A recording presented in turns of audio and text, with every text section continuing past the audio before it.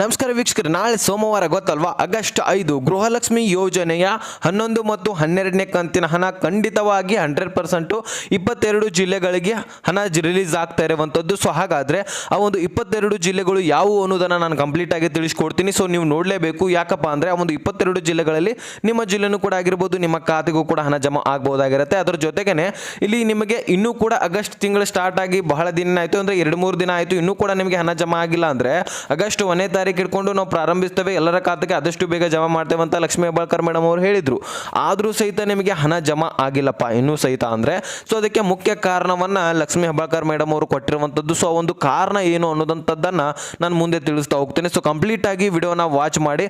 So ಮಧ್ಯೆ skip ಮಾಡಬೇಡಿ, ಇನ್ನೂ ಕೂಡ ಅರ್ಥ ಆಗಲ್ಲ. ಚಾನಲ್ಗೆ ಸಬ್ಸ್ಕ್ರೈಬ್ ಮಾಡಲಿಲ್ಲ ಅಂದರೆ ದಯವಿಟ್ಟು ಬೇಗನೆ ಸಬ್ಸ್ಕ್ರೈಬ್ ಮಾಡ್ಕೊಳ್ಳಿ. ವಿಡಿಯೋಕ್ಕೆ ಒಂದು ಲೈಕ್ ಕೊಟ್ಬಿಟ್ಟು ವಿಡಿಯೋನ ನೋಡಲಿಕ್ಕೆ ಪ್ರಾರಂಭಿಸಿ. ಈಗ ವಿಡಿಯೋನ ಡೈರೆಕ್ಟ್ ಆಗಿ ನಾನು ಟಾಪಿಕ್ಗೆ ಬಂದ್ಬಿಡ್ತೀನಿ. ಇಲ್ಲಿ ಸಾಕಷ್ಟು ಮಹಿಳೆಯರು ಗೃಹಲಕ್ಷ್ಮಿ ಯೋಜನೆಗೆ ಕಾಯ್ತಾ ಇರುವಂಥದ್ದು. ಈಗಾಗಲೇ ಗೃಹಲಕ್ಷ್ಮಿ ಯೋಜನೆ ಪ್ರಾರಂಭ ಆಗಿದೆ, 11ನೇ ಮತ್ತು 12ನೇ ಕಂತಿನ ಹಣ ಸಾಕಷ್ಟು ಈಗಾಗಲೇ ಫಲಾನುಭವಿಗಳಿಗೆ ಜಮಾ ಆಗಿದೆ. ಕಮೆಂಟ್ ಕೂಡ ಮಾಡ್ತಾ ಇದ್ದಾರೆ, 4,000 ಹಣ ಜಮಾ ಆಗ್ತಾ ಇರುವಂಥದ್ದು, 2,000 ಅಲ್ಲ 4,000 ಈಗ ಸುಮಾರು ಕೆಲವೊಂದಿಷ್ಟು ಫಲಾನುಭವಿಗಳಿಗೆ ಜಮಾ ಆಗಿದೆ.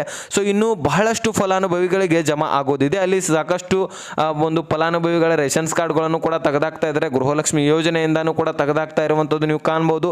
ಇಲ್ಲಿ ಲಕ್ಷ್ಮೀ ಹೆಬ್ಬಾಳ್ಕರ್ ಮೇಡಮ್ ಅವರು ಕಾರಣವನ್ನು ಏನು ಕೊಟ್ರಪ್ಪ ಅಂದರೆ ಇಲ್ಲಿ ಕೇಳ್ಕೊಳ್ಳಿ. ಅದರ ಜೊತೆಗೇ ಸಿದ್ದರಾಮಯ್ಯನವರು ಕೂಡ ಸ್ಪಷ್ಟನೆಯನ್ನು ಕೊಟ್ಟಿದ್ದಾರೆ. ಮೊದಲನೇದಾಗಿ ಈಗ ಲಕ್ಷ್ಮೀ ಹೆಬ್ಬಾಳ್ಕರ್ ಮೇಡಮ್ ಅವರು ಈಗ ಬರೋದವರಿಗೆ ಯಾಕೆ ಲೇಟ್ ಆಗ್ತಾ ಇದೆ ಅನ್ನೋದರ ಬಗ್ಗೆ ಒಂದು ಕಾರಣವನ್ನು ಕೊಟ್ಟಿದ್ದಾರೆ.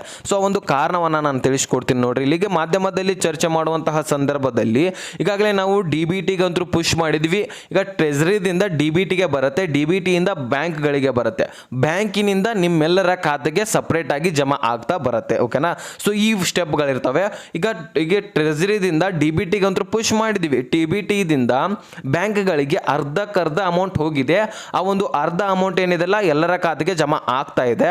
ಇನ್ನು ಉಳಿದಂತಹ ಅರ್ಧ ಅಮೌಂಟು ಟ್ರೆಜರಿದಿಂದ DBTಗೆ ಹೋಗಿ DBTದಿಂದ ಬ್ಯಾಂಕ್ಗಳಿಗೆ ಹೋಗಲಿಕ್ಕೆ ತಾಂತ್ರಿಕ ದೋಷ ಉಂಟಾಗ್ತಾ ಇದೆ. ಸೊ ಈ ರೀತಿ ಪ್ರಾಬ್ಲಮ್ ಉಂಟಾಗ್ತಾ ಇದೆ ಅಂತ ಸ್ಪಷ್ಟನೆಯನ್ನು ಕೊಟ್ಟಿದ್ದಾರೆ.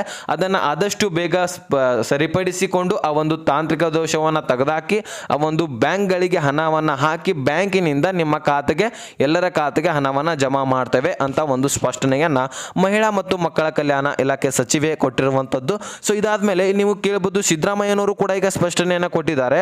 ಏನಪ್ಪಾ ಕೊಟ್ಟಿರುವಂತದ್ದು? ಸೊ ನಿನ್ನೆ ನಡೆದಿರುವಂತಹ ಸಭೆಯಲ್ಲಿ ಏನು ಮಾತನಾಡಿದ್ದಾರೆ ಅಂದ್ರೆ, ನಾನು ಈಗಾಗಲೇ ಒಂದು ವಿಡಿಯೋದಲ್ಲಿ ಲೈವ್ ಪ್ರೂಫ್ ಆಗಿ ಕೂಡ ನಿಮಗೆ ತೋರಿಸಿಕೊಟ್ಟಿರುವಂತದ್ದು.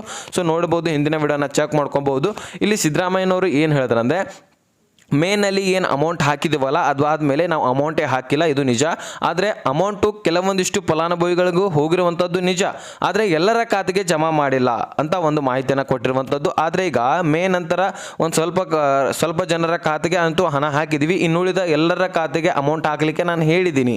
ಈಗ ಜೂನ್ ಮತ್ತು ಜುಲೈ ಹಣ ನಾವು ಹಾಕಿಲ್ಲ, 2 ತಿಂಗಳ ಒಂದು ಹಣವನ್ನು ಈ ಒಂದು ಆಗಸ್ಟ್ನಲ್ಲಿ ರಿಲೀಸ್ ಮಾಡ್ತಾ ಇದ್ದೀವಿ. ಈಗಾಗಲೇ ಅವ್ರಿಗೆ ಹೇಳಿದ್ದೀನಿ. ಸೊ ಈಗ ಅಮೌಂಟ್ ಯಾರಿಗೆ ಹಾಕೋದಿದೆ ಅಲ್ಲ ಅದನ್ನು ಹಾಕಿಬಿಡಿ, ಎಲ್ಲರ ಖಾತೆಗೆ ಜಮಾ ಮಾಡಿ ಅಂತ ಒಂದು ಸ್ಪಷ್ಟನೆಯನ್ನ ಕೊಟ್ಟಿರುವಂಥದ್ದು.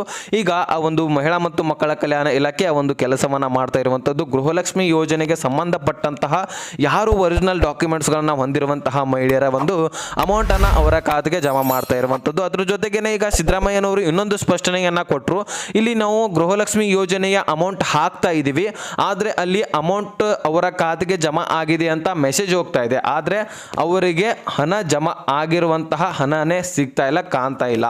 ಮೆಸೇಜ್ ಮಾತ್ರ ಹೋಗ್ತಾ ಇದೆ, ಆದರೆ ಹಣ ಕಾಣ್ತಾ ಇಲ್ಲ ಅಂತ ಸ್ಪಷ್ಟನೆ ಕೂಡ ಸಾಕಷ್ಟು ಜನರು ಹೇಳ್ತಾ ಇರುವಂಥದ್ದು. ಇದಕ್ಕೆ ಕಾರಣ ಏನು ಅಂತ ಕೇಳಿದಾಗ ಸಿದ್ದರಾಮಯ್ಯನವರು ಏನು ಹೇಳಿದ್ರಂದ್ರೆ, ಇಲ್ಲಿ ಕೇಳಿ, 2 ದಿನಗಳ ಕಾಲ ಏನು ಈಗಾಗಲೇ ಹಣ ಏನು ಜನರಿಗೆ ಹಾಕ್ತೇವಲ್ಲ ಅವ್ರು ಹಾಕಿದ ಮೇಲೆ ಸಾಕಷ್ಟು ಮಹಿಳೆಯರು ಏನು ಮಾಡಿಬಿಟ್ಟಿದ್ದಾರೆ, ಅವರ ಅಕೌಂಟ್ಲೇನೆ EMI ಮುಖಾಂತರ ಸಾಕಷ್ಟು ವಸ್ತುಗಳನ್ನು ಖರೀದಿ ಮಾಡಿಬಿಟ್ಟಿದ್ದಾರಂತೆ. ಈಗ ಗೃಹಲಕ್ಷ್ಮಿ ಯೋಜನೆ, ಅನ್ನಭಾಗ್ಯ ಯೋಜನೆಯನ್ನು ನಂಬಿಕೊಂಡು ಸಾಕಷ್ಟು ವಸ್ತುಗಳನ್ನು ಖರೀದಿ ಮಾಡ್ಕೊಂಡಿದ್ದಾರೆ, ಅಥವಾ ಸಾಕಷ್ಟು ಈಗ ತಮ್ಮ ಒಂದು ಸ್ವಂತ ಉಪಯೋಗಕ್ಕಾಗಿ ಸಾಲ ಕೂಡ ಮಾಡಿದ್ದಾರೆ.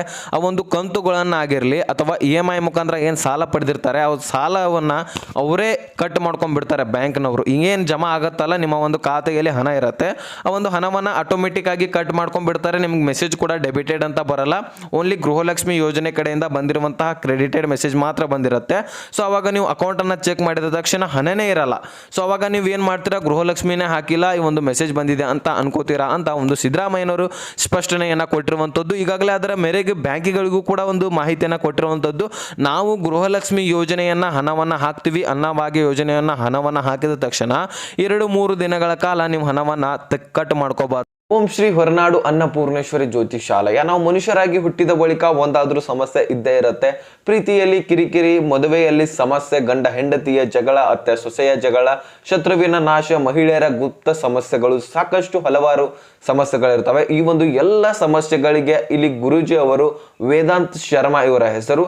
ಸೊ ಇಲ್ಲಿ ಸ್ಕ್ರೀನ್ ನಲ್ಲಿ ಕಾಣ್ತಾ ಇರುವಂತಹ ನಂಬರ್ಗೆ ಕರೆ ಮಾಡಿ ನಿಮ್ಮ ಒಂದು ಸಮಸ್ಯೆಗಳಿಗೆ ವಿಶೇಷವಾದಂತಹ ಪರಿಹಾರವನ್ನ ಪಡೆದುಕೊಳ್ಳಿ. ನಂತರ ನೀವು ಕಟ್ ಮಾಡ್ಕೊಂಡ್ರೆ ನಡೆಯುತ್ತೆ. ಯಾಕಂದ್ರೆ ಜನರಿಗೆ ನಾವು ಅಮೌಂಟ್ ಹಾಕಿದೀವಿ ಅನ್ನೋದನ್ನ ಗೊತ್ತಾಗಬೇಕು ಅಂತ ಸ್ಪಷ್ಟನೆಯನ್ನ ಸಿದ್ದರಾಮಯ್ಯನವರು ಕೊಟ್ಟಿದ್ದಾರೆ. ಅದರ ಮೇರೆಗೆ ಈಗ ಆ ಒಂದು ಹಣ ಏನಿದೆಯಲ್ಲ, ಗೃಹಲಕ್ಷ್ಮಿ ಯೋಜನೆ ಅಮೌಂಟ್, ಅದನ್ನ ನಂಬ್ಕೊಂಡು ಸಾಲ ಕೂಡ ಮಾಡಬೇಡಿ ಅಂತ ಸ್ಪಷ್ಟನೆಯನ್ನ ಸಿದ್ದರಾಮಯ್ಯನವರು ಕೊಟ್ಟಿರುವಂಥದ್ದು. ಯಾಕಂದ್ರೆ ಸಾಕಷ್ಟು ಮಹಿಳೆಯರು ಇದರ ಒಂದು ನಂಬಿಕೊಂಡು, ಅಂದ್ರೆ ಗೃಹಲಕ್ಷ್ಮಿ ಹಿಂದೆ ಬರುತ್ತೆ ಅಂತ ಹೇಳಿಕ್ ಬರಲ್ಲ, ಈ ಒಂದು ಜಿಲ್ಲೆದಲ್ಲಿರುವಂತಹ ಒಂದು ಮಹಿಳೆಯರ ಖಾತೆಗೆ ಬರುತ್ತೆ ಅಂತ ಹೇಳ್ಬೋದು, ಆದರೆ ಇವರಿಗೆ ಜಮಾ ಆಗತ್ತೆ ಅಂತ ಹೇಳಿಕ್ ಬರಲ್ಲ. ಆ ಒಂದು ಜಿಲ್ಲೆ ಕೊಟ್ಟಿರ್ತಾರೆ, ಆ ಒಂದು ಜಿಲ್ಲೆದವರಿಗೆ ಇವತ್ತು ಜಮಾ ಆಗತ್ತೆ. ನಂತರ ನಾಳೆನೂ ಕೂಡ ಅದೇ ಜಿಲ್ಲೆದಲ್ಲಿ ಉಳಿದಿರುವಂತಹ ಫಲಾನುಭವಿಗಳಿಗೆ ಜಮಾ ಆಗ್ತಾ ಬರ್ತಾ ಇರತ್ತೆ. ಸೊ ಅದು ಹಿಂದೆ ನಿಮ್ಮ ಖಾತೆಗೆ ಜಮಾ ಮಾಡ್ತಾರೆ ಅಂತ ಹೇಳಿಕ್ ಬರಲ್ಲ. ಪ್ರತಿ ಒಂದು ತಿಂಗಳಿನಲ್ಲಿ ಯಾವಾಗ ಬೇಕಾದರೂ ಕೂಡ ನಿಮ್ಮ ಖಾತೆಗೆ ಜಮಾ ಆಗ್ಬೋದಾಗಿರುತ್ತೆ. ಹೀಗಾಗಿ ಅದಕ್ಕೆ ಡೇಟ್ ಫಿಕ್ಸ್ ಅಲ್ಲ. ಇವತ್ತೇ ನಮ್ಮ ಒಂದು 1,20,00,000 ಫಲಾನುಭವಿಗಳಿಗೆ ಹಿಂದೆ ಜಮಾ ಮಾಡ್ತೇವೆ ಅಂತ ಹೇಳಿಕ್ ಬರಲ್ಲ. ಅದಕ್ಕೋಸ್ಕರ ಸಿದ್ದರಾಮಯ್ಯನವರು ಏನು ಸ್ಪಷ್ಟನೆ ಕೊಟ್ಟಿದ್ದಾರೆ. ಸೊ ಈ ಒಂದು ಗೃಹಲಕ್ಷ್ಮಿ ಯೋಜನೆ ಆಗಿರಲಿ, ಅನ್ನಭಾಗ್ಯ ಯೋಜನೆಯನ್ನು ನಂಬಿಕೊಂಡು ಸಾಕಷ್ಟು ಸಾಲಗಳನ್ನು, ಕೈ ಸಾಲವನ್ನು ಮಾಡ್ಲಿಕ್ಕೆ ಹೋಗಬೇಡಿ ಅಂತ ಮಾಹಿತಿ ಮಹಿಳೆಯರಿಗೆ ಕೊಟ್ಟಿರುವಂಥದ್ದು. ಸೊ ನೀವು ಕೂಡ ಅಷ್ಟೇ ಆ ಒಂದು ಗೃಹಲಕ್ಷ್ಮಿ ಯೋಜನೆ ಹಣ ಬಂದ ಮೇಲೆನೆ ಆ ಒಂದು ಸಂಗ್ರಹಿಸಿ ಇಟ್ಕೊಳ್ಳಿ ಹಣವನ್ನು. ಆಮೇಲೆ ನಿಮ್ಗೆ ಬೇಕಾಗಿರುವಂತಹ ವಸ್ತುಗಳನ್ನು ಖರೀದಿ ಮಾಡ್ಕೋಬಹುದು. ಇದೊಂದು ಆಪ್ಷನ್ ಇರುವಂಥದ್ದು. ಇಲ್ಲ ಅಂದರೆ ನಿಮಗೆ ಲಾಸ್ ಆಗುತ್ತೆ. ಸೊ ಇಲ್ಲ ಅಂದರೆ ಸಾಕಷ್ಟು ಆ ಒಂದು EMI ನಲ್ಲಿ ಬಡ್ಡಿ ಇರುತ್ತೆ. ನೀವೇನಾದರೂ 1-2 ದಿನಗಳ ಕಾಲ ಲೇಟ್ ಮಾಡಿ ಬಡ್ಡಿಯನ್ನು, ಒಂದು ಹಣವನ್ನು ತುಂಬಲಿಕ್ಕೆ ಹೋದರೆ ಮತ್ತಷ್ಟು ಹೆಚ್ಚಿನ ಬಡ್ಡಿಯನ್ನು ಹಚ್ಚಿರ್ತಾರೆ. ಸೊ ನೀವು ದಿನ ಕೂಲಿ ದುಡಿದುಕೊಂಡು ಆ ಒಂದು ಅನ್ನವನ್ನು ಉಣ್ತಿರ್ತೀರಾ. ಸೊ ಇದು ಕೂಡ ನಿಮ್ಮ ಹೊರೆ ಬಿಡುತ್ತೆ. ಅದಕ್ಕೋಸ್ಕರ ಈ ರೀತಿ ತಪ್ಪುಗಳನ್ನು ಮಾಡ್ಲಿಕ್ಕೆ ಹೋಗಬೇಡಿ ಓಕೆನಾ. ಸೊ ಈಗ ಈ ಒಂದು ಗೃಹಲಕ್ಷ್ಮಿ ಯೋಜನೆಗೆ ಸಂಬಂಧಪಟ್ಟಂತಹ 22 ಜಿಲ್ಲೆಗಳನ್ನ ನಾನು ಒಂದೊಂದಾಗಿ ತಿಳಿಸ್ತಾ ಹೋಗ್ತೀನಿ ನೋಡ್ರಿ ಇಲ್ಲಿ. ಸೊ ಯಾವ್ಯಾವ ಜಿಲ್ಲೆಗಳಿದಾವೆ ಅನ್ನೋದನ್ನ ನಾವು ಒಂದೊಂದಾಗಿ ನೋಡ್ತಾ ಹೋಗೋಣ. ಹಾಸನ, ಗದಗ, ಬಳ್ಳಾರಿ, ಬಾಗಲಕೋಟೆ, ಧಾರವಾಡ, ಕಲಬುರಗಿ, ವಿಜಯನಗರ, ಯಾದಗಿರಿ, ಉತ್ತರ ಕನ್ನಡ, ಉಡುಪಿ, ದಾವಣಗೆರೆ, ದಕ್ಷಿಣ ಕನ್ನಡ, ತುಮಕೂರು, ಚಿತ್ರದುರ್ಗ, ಚಿಕ್ಕಮಗಳೂರು, ಶಿವಮೊಗ್ಗ, ರಾಯಚೂರು, ಚಿಕ್ಕಬಳ್ಳಾಪುರ, ಚಾಮರಾಜನಗರ, ಮೈಸೂರು, ವಿಜಯಪುರ, ಬೀದರ್ ಹಾಗೂ ಮಂಡ್ಯ, ಕೊಪ್ಪಳ, ಬೆಳಗಾವಿ, ಬೆಂಗಳೂರು ನಗರ, ಇಷ್ಟು ಜಿಲ್ಲೆಗಳಿಗೆ ಹಣ ರಿಲೀಸ್ ಆಗ್ತಾ ಇರುವಂಥದ್ದು. ಈ ಒಂದು ಜಿಲ್ಲೆಯಲ್ಲಿ ನಿಮ್ಮ ಜಿಲ್ಲೆನೂ ಕೂಡ ಆಗಿರಿದ್ರೆ ನಿಮ್ಮ ಖಾತೆಗೂ ಕೂಡ ಹಣ ಜಮಾ ಆಗುವಂಥದ್ದು. ಸೊ ಈ ಒಂದು ಜಿಲ್ಲೆದವರಿಗೆ ಎಲ್ಲರ ಖಾತೆಗೆ ಜಮಾ ಆಗತ್ತೆ ಅಂತ ಹೇಳಿಕ್ಕೆ ಬರಲ್ಲ. ಈ ಒಂದು ಜಿಲ್ಲೆದಲ್ಲಿರುವಂತಹ ಕೆಲವೊಂದಿಷ್ಟು ಫಲಾನುಭವಿಗಳಿಗೆ ಹಣ ಜಮಾ ಆಗತ್ತೆ ಅಂತ ಅನ್ಸುತ್ತೆ. ಅಂದರೆ ಕೆಲವೊಂದಿಷ್ಟು ಹಂತವಾಗಿ ಹಣ ಜಮಾ ಆಗಲಿಕ್ಕೆ ಪ್ರಾರಂಭಿಸ್ತೈತೆ ಅಂತ ಹೇಳಿದ್ದಾರೆ. ಸೊ ಹಂತವಾಗಿ ಈ ಒಂದು ಜಿಲ್ಲೆದವರಿಗೆ ಅಮೌಂಟ್ ಜಮಾ ಆಗ್ತಾ ಹೋಗುತ್ತೆ. ಸೊ ಇಂದು ಈ ಒಂದು ಜಿಲ್ಲೆದಲ್ಲಿರುವಂತಹ ಫಲಾನುಭವಿಗಳಿಗೆ ಜಮಾ ಆಗತ್ತೆ. ಉಳಿದಿರುವಂತಹ ಏನು ಸ್ಟಾಪ್ ಮಾಡಿರ್ತಾರೆ, ಅಂದರೆ ವೆರಿಫಿಕೇಶನ್ ಮಾಡ್ತಾರೆ ಈ ಒಂದು ಜಿಲ್ಲೆದಲ್ಲಿರುವಂತಹ ಫಲಾನುಭವಿಗಳ ಡಾಕ್ಯುಮೆಂಟ್ಸನ್ನು. ಸೊ ವೆರಿಫಿಕೇಶನ್ ಮಾಡಿದ ತಕ್ಷಣ 100% ಒರಿಜಿನಲ್ ಡಾಕ್ಯುಮೆಂಟ್ಸ್ ಹೊಂದಿರುವಂತಹ ಫಲಾನುಭವಿಗಳಿಗೆ ಮಾತ್ರ ಜಮಾ ಮಾಡ್ತಾರೆ. ಇನ್ನು ಉಳಿದಂತಹ ಫಲಾನುಭವಿಗಳು ಏನಿರ್ತಾರಲ್ಲ, ವೆರಿಫಿಕೇಶನ್ ನಾಳೆ ಮಾಡ್ತಾರೆ, ಮತ್ತೆ ನಾಳೆನೂ ಕ್ಲಿಯರ್ ಆದ ತಕ್ಷಣ ಸೊ ಅವರ ಖಾತೆಗೆ ಹಣ ಜಮಾ ಮಾಡಲಿಕ್ಕೆ ಪ್ರಾರಂಭಿಸ್ತಾರೆ ಓಕೆನಾ. ಸೊ ಇದಿಷ್ಟು ಕ್ಲಿಯರ್ ಆಗಿ ಅರ್ಥ ಆಗಿದೆ ಅಂತ ಅನ್ಕೋತೇನೆ. ಸೊ ಅರ್ಥ ಆದರೆ ಲೈಕ್ ಮಾಡಿ, ನಿಮ್ಮ ಸ್ನೇಹಿತರಿಗೆ ಶೇರ್ ಮಾಡಿ, ಹಾಗೆ ಸಬ್ಸ್ಕ್ರೈಬ್ ಮಾಡಿ ಅಂತ ಹೇಳ್ತಾ ಮುಂದಿನ ಮಾಹಿತಿಯನ್ನು ಸಿಗೋಣ. ಸೊ ಅಲ್ಲಿ ತನಕ ಬಾಯ್ ಬಿಟ್ಟೆ ಫ್ರೆಂಡ್ಸ್.